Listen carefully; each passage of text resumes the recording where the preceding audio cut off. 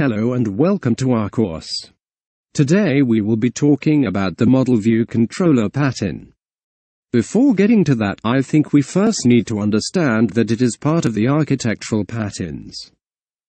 An architectural pattern is a general, reusable solution to a common problem in software design within a provided context. Architectural patterns tackle various software engineering issues such as computer hardware performance constraints, high availability, business risk reduction, and even making the software maintainable. Because it is a higher-level design pattern, MVC is mostly used because it can make applications scalable, you can add new features quite easy, and it can be easier to test.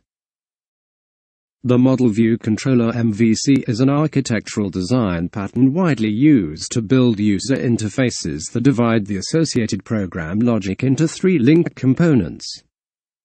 This is done to distinguish internal information structures from the way in which information is interpreted and approved by the user. Traditionally used for graphical user interfaces (GUIs) on desktops, this pattern has become common for web app design. MVC is composed of three types of objects. The model is the object of the application, the view is its display on the computer, and the controller determines how the user interface responds to user input. Before MVC, user interface designs tended to lump these objects together. In order to improve flexibility and reuse, MVC decouples them. It decouples views and models by creating a protocol to subscribe, notify between them. A view needs to ensure its appearance represents the model situation. If the data of the model shifts, the model notifies views based upon it. Every view gets an opportunity to update itself in response. This method helps you to add several views to a model to offer different presentations. You can also construct new views without rewriting the model. The following diagram shows a model and three views. The controllers were left out for simplicity. The model contains some data values, and the views defining a spreadsheet, histogram, and pie chart display these data in various ways. The model communicates with its views when its values change, and the views communicate with the model to access these values.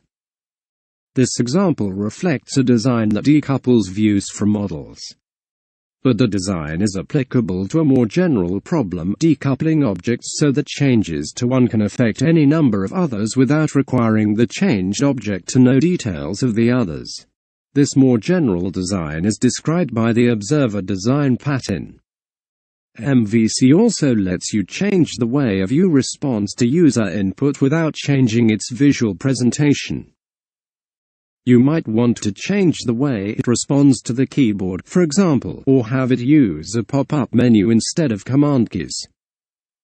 MVC encapsulates the response mechanism in a controller object. There is a class hierarchy of controllers, making it easy to create a new controller as a variation on an existing one. A view uses an instance of a controller subclass to implement a particular response strategy. To implement a different strategy, simply replace the instance with a different kind of controller. It's even possible to change a view's control at runtime to let the view change the way it responds to user input. For example, a view can be disabled so that it doesn't accept inputs simply by giving it a controller that ignores input events. MVC doesn't solve the code complexity problem. It doesn't solve the code reuse or no flexibility problem either. And it doesn't guarantee decoupled code. Developers guarantee all of these. Let's see some real-life examples so we can get a better hold of the information provided. Consider a scenario in a restaurant. When you, the customer, user order food. The cashier routing accommodates your order, your request. Once the order is completed, it will be encoded and processed through the system controller.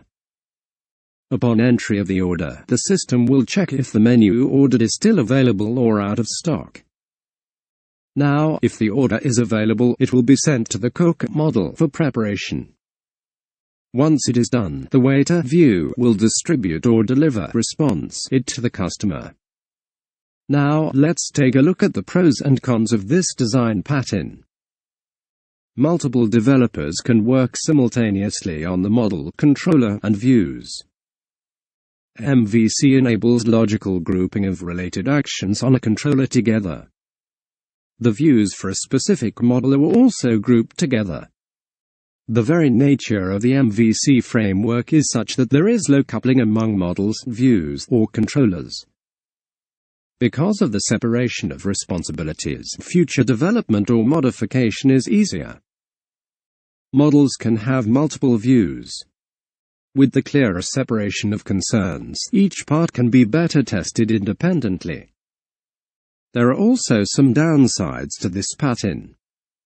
The framework navigation can be complex because it introduces new layers and requires users to adapt to the decomposition criteria. Applications tend to have heavy interaction between what the user sees and what the user uses. Knowledge of multiple technologies becomes the norm. Developers using MVC need to be skilled in multiple technologies. UI applications are already factored into components, and achieving code reuse and independence via the component architecture, leaving no incremental benefit to MVC. Tom Occhino, engineering manager at Facebook, said that for the sufficiently large codebase and large organization, MVC got really complicated really quickly, concluding that MVC does not scale. The complexity of the system went exponentially every time they attempted to add a new feature, making the code fragile and unpredictable.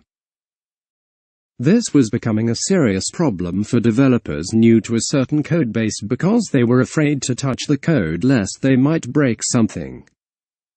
The result was MVC was falling apart for Facebook. Now let's see some more serious examples. For the next example, we chose Minesweeper game. The MVC pattern seemed like a good design choice for maintaining the state of the game. When the game state changes, for example when a square is uncovered, the application must update the player's view. The game model might also be called the game board. It maintains the game state and notifies the game view of changes in the game state.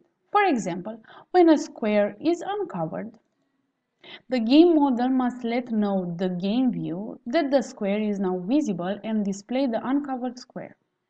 Next, the view is a GUI representation of the game board. When a user interacts with the game view, for example by clicking on a game square, the application passes an event to the game controller. On the other hand, the game view receives notification that the game has changed from the game model and then correctly displays the game board as it should appear to the user. When the user interacts with the game view, it sends a message to the game controller. In turn, the controller will decide how to handle it. It may ask the game model to carry out an action such as uncovering a square. This in turn may result in the application updating the game view object.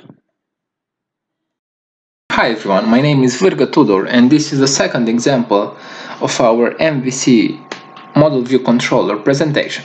So, Spring is an already iconic framework for Java and its website Spring.io is built on an MVC infrastructure. The software is open source and everyone can contribute to it or see the source code. I have imported the project and the MVC structure is really observable. Let's have a look at two of the so-called models of this website. If we look at the project class, we can see the attributes such as the name, its category, and the other method of the project class. This is the so-called model from the MVC pattern. There is also a project controller class, which is, you guessed it, the controller. If you take a closer look at some of the methods in this class, we can see that a list of projects is retrieved from some method of another layer used for a better separation of concerns called the service. However, it is very transparent and clear that the controller changes the view, which is probably the standard web page we see nowadays. So, let's see this pattern in action. If we hit spring.io/projects,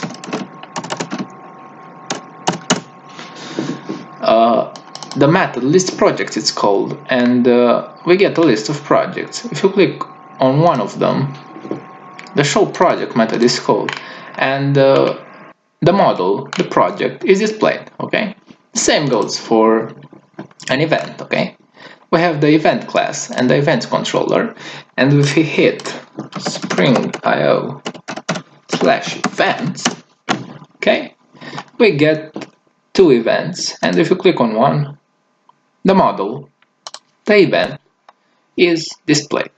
Thank you very much.